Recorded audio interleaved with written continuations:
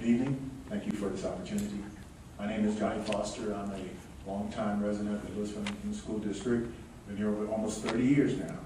And I, too, have a concern about the way the speech was handled. A lot has already been said that I have prepared to say, so I won't go over it again.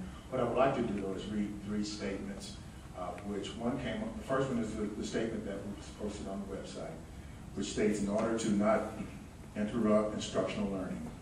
And the reason I want to focus on that is because I felt that even though that may have been valid, it was not insurmountable, that if we really had a will to show the speech, it could have been shown. I know we have principals and teachers that are very resourceful. I've raised 3 children in this district. One graduated from the colony, 2 from Hebron High School.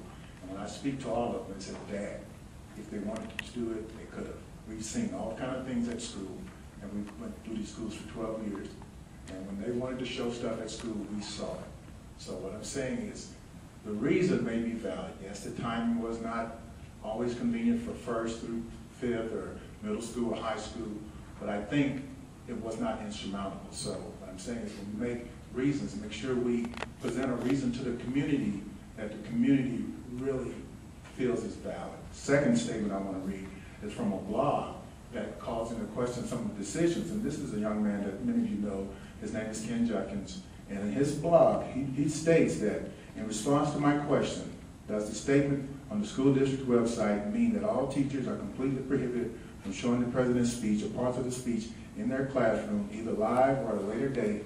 I was able to gain a clarification from an official in the curriculum department. She told me that the district had received several internal inquiries from teachers. She specifically mentioned secondary school teachers about whether or not they could choose to air the speech to their classes at a later date.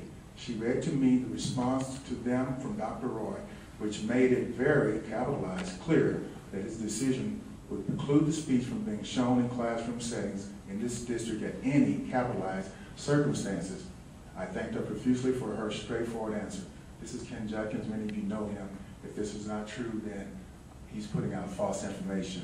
And those of you that know him should ask him why he's doing that. The third and last open I'm not running on is a response from Fred Plackey to someone. It's anonymous, but the reason I want to point this out is you're all elected officials, except for Dr. Roy. He's not elected.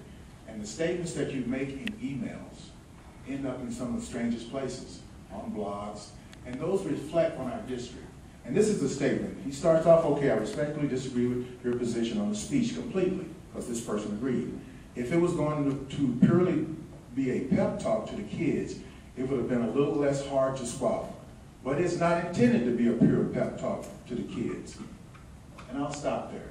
This was stated on Friday, September the 4th, before the text was released, before the speech was made. So this is a presumption on this part. And it kind of shows a bias to me that I do not expect to come from elected officials representing my school district and making decisions for my children. It shows a very close, and I would really ask the district to think about the things that you put out. Even though this was probably directed to a person, it ended up on a blog that we all read, and it has all affected our opinion of our district. Those are the kind of people that are running our district with that. You know, I really respect Mr. Plackett. We work together on many occasions, but I feel that that was very inappropriate for an elected official to make any statement of that nature. Thank you, Mr. Foster.